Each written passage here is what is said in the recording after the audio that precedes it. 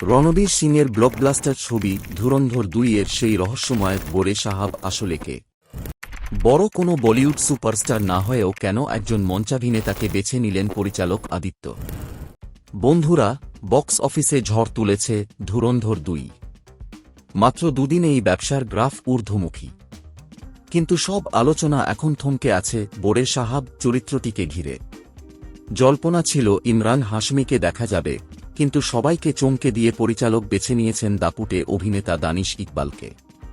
ছবিতে এই চরিত্রটি শুধু খলনায়ক নয়, বরং ২৬/১১ হামলার মূল পরিকল্পনাকারী। শোনা যাচ্ছে কুখ্যাত গ্যাংস্টার দাউদ ইব্রাহিমের ছায়া অবলম্বনেই তৈরি হয়েছে এই চরিত্রটি। দানিশ ইকবাল এর আগে মহারানী ২ এবং ভক্ষকের মতো সিরিজে নিজের জাত চিনিয়েছেন। ন্যাশনাল স্কুল অফ ড্রামা এবং লন্ডনের central school of speech and drama থেকে ডিগ্রিধারী এই অভিনেতার নিখুঁত অভিনয় এখন দর্শকদের মুখে মুখে।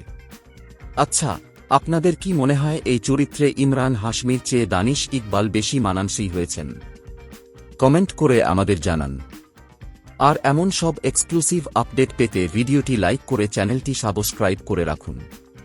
আপনার নিজের জন্য বা নিজের ব্যবসার জন্য পার্সোনাল বা বিজনেস ওয়েবসাইট তৈরি করতে চান, অথবা তৈরি করতে চান আধুনিক মোবাইল অ্যাপ? কোথায় যোগাযোগ করবেন, কিভাবে শুরু করবেন বুঝতে পারছেন না?